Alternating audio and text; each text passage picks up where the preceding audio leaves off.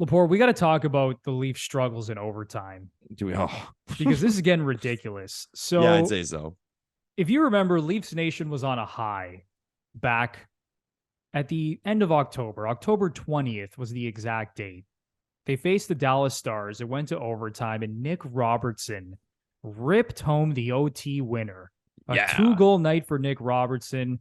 Looked like he was going to be a fixture in the top six, scoring 25 goals this season, playing with Marner and Tavares. Since then, Lepore, the Leafs have lost five straight overtime games. They are Mhm. 1-5 in overtime this season.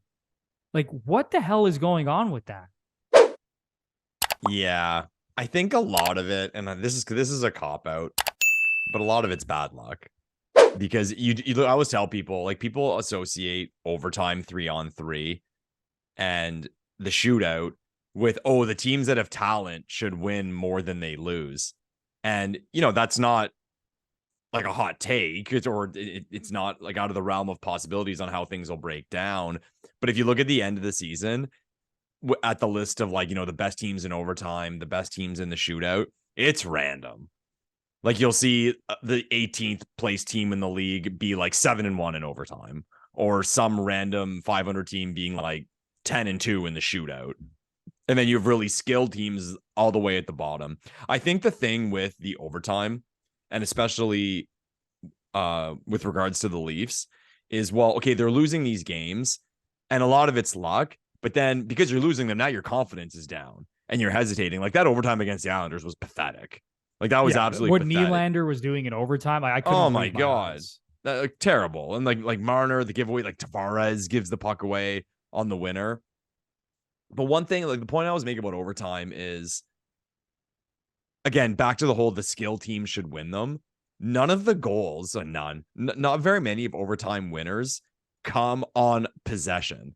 I've always made an argument, and people comment down below what you think or what the strategy should be for overtime. You almost don't want the puck because the team, say whoever wins the face-off, they come in the zone, they're moving it around. It's still hard to create something 3-on-3 in the offensive zone, like a real great scoring Oh, you're chance. 100% right. Ideally, you want to score off the rush in overtime. It's the same every time. A team is snapping it around. It's a hot shot that comes flying around, and now it's a 2-on-1 the other way or a breakaway, and it's a goal. Like that. That's always what it is, and it's exciting that way. But I've always said that there are certain players who it doesn't suit, and this may raise some eyebrows. I've made the point about Matthews. Here is this guy who people could argue is the best goal scorer in the National Hockey League. 3-on-3 just doesn't really suit him in my eyes because he's a possession guy. Like he scores 5-on-5, and that's not to say he doesn't score on the rush. He definitely scores on the rush, but there are players who are have a much less talent than he does, but they're just more suited for 3-on-3 overtime. And like, I Lepore, mean, you nailed it because you know the first player that came to mind who I would put in the exact same bucket mm, and who's arguably the greatest goal scorer of all time or who will be the greatest goal scorer of all time, Alexander Ovechkin. Ovechkin. Yeah, yeah, it's Overtime does true. not suit him at all. No, it doesn't. Yeah. Like to me, overtime, like people, it's weird. And again, guys, comment down below. I'd love to hear the opinions on this. People always point to, okay, they'll say run three forwards, like put like Marner, Matthews, Tavares, or Nylander, or whatever, like put them all in. I've wondered the opposite. Like, why not Sandin, Riley, like Giordano? Because they can all skate good enough. They can move the puck. We know they can defend. If they get like a breakaway or a 2-on-1, they're capable of scoring. And I'm not saying that that's what I think it should be. I'm just saying people are always like gung ho on like the offensive talent thing. And I mean, to me, like to have a player like Riley is like kind of like a perfect 3-on-3 player. But you don't have multiple Rileys. You can't just keep rolling it. But why not like three defensemen who can skate, or even say two and a forward? Like, would you bat your eyes in overtime at like Sandin, Riley, Marner? No, Then because they can no, all skate. Riley and Sandin can skate just as good as any forward. exactly. So they can skate, they can defend. Even Marner can defend. If they get a scoring chance, they can score. Like it's interesting how teams approach it. But one thing I will say, and I'll get your opinion on this, Bruno. My buddy pointed out to me, and I'm like, you know what? You're right. Remember, like the first year or two of 3-on-3 overtime, it was like crazy exciting.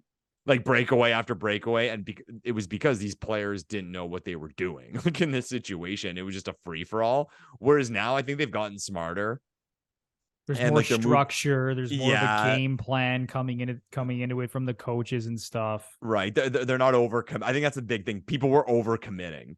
And like back to the point of how the puck ringing around and you have a 2-on-1 or breakaway going the other way. Like teams aren't doing that. They're being careful. So it's almost like become less exciting. What do you think? No, I agree, man, because I remember the early days of 3-on-3 overtime. I even go back to, do you remember the last World Cup of Hockey?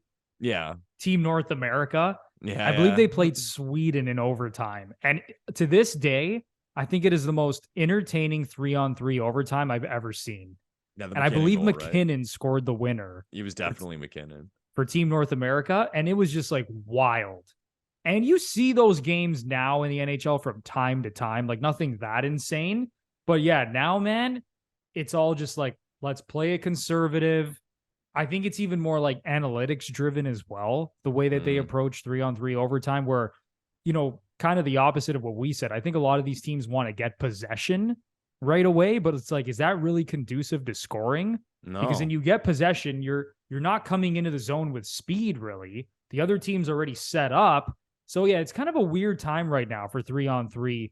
But I think what it always goes back to, Lepore, is that you need speed in 3-on-3 overtime. Like when you look at the Leafs' top two centermen, Austin Matthews and John Tavares, what's like the one knock on both of them? Yeah, they're is not their fast. foot speed. Yeah. Like they're great players, but they're not burners. Like Nylander, I think Nylander is like perfectly built for overtime. Marner, perfectly built for overtime. Sandin and Riley, who you mentioned, perfectly built for overtime. But there are times where when and again, it's not like Matthews and Tavares are bad overtime players, but if you get caught out there with three speedsters on the other side and they get an odd man rush, like the game's over. Yeah. And that's what that's all it takes, right? A lot of it's luck. It's who gets that first odd man rush. And if you don't score on your first odd man rush, you're probably going to lose the game. One thing I've always thought I would tell my players if I was a coach and we're going to 3-on-3 overtime, or I develop some sort of system where if you do have possession and you are in the offensive zone and you do create a shot, as soon as that shot is taken, everyone backtracks. Everyone backtracks because you can see it coming. Like you can see that pass go across and the player shoots it and it's a low percentage chance, but he shoots it because, like, in real hockey, that would be a shooting situation. But then as soon as he lets it go, you're like, they're fucked. And I'll give you an example. It was 2 years ago. I went to I guess it was 3 years ago now, the Bell Center to see the Leafs. And Kovalchuk scored for the Habs in overtime.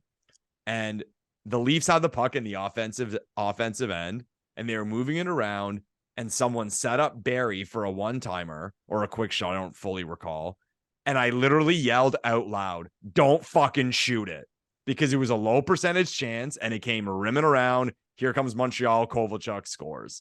So I would just try to get that in players' heads of when you see that shot about to get released, bang, you're already going back.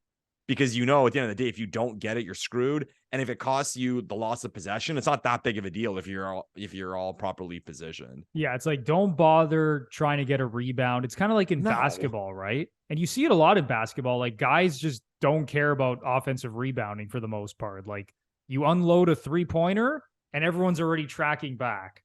Like it should be the same thing in 3-on-3 overtime. Like instead of trying to stay in the zone and maybe the puck is going to bounce off the goalie's pad right to your stick or off someone's skate and right to you in the slot, like don't even take that chance. As soon as your teammates taking a shot, just start heading back the other way, or else there's going to be an odd man rush and you're probably losing the game.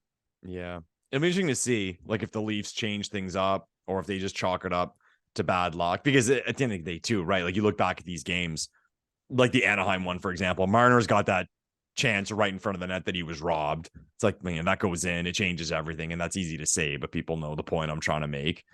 So I'm sure if we look at all their losses, they did have chances in overtime that just didn't go in. But man, we're a quarter of the way through the season. We can't go like 4-20 like in an OT. Like it's costing at this point, you can look at it and it's not costing us that many points, but let's say, okay, we're 1-5 in OT. Let's say your expectation is 500. That's 3-3. So it's cost us 2 points. So not the end of the world. Well, if by the end of the season it's cost you 8 points, Then you that's have problems. yeah, you got big problems. And it's not like we can look at the shootout. At least haven't been in a shootout yet this year. We can look at the shootout and say, okay, well, we're 5-2 in the shootout when we haven't gone to the shootout. So especially with how well Boston is playing, like the Leafs' goal heading into the season, besides winning the cup and laugh all you want, it was to win the division. right. So if it's going to come down to Boston and Toronto, and they're separated by 5 or 6 points at the end of the season, and the Leafs finish in second because they lost 8 or 9 overtime games, like that's going to be a problem. That sucks. Yeah, so it's gotta. You would hope it swings back the other way, and it kind of just normalizes at some point, and the Leafs don't have their worst 3-on-3 overtime season in like franchise history. Yeah. But who the hell knows? Yeah.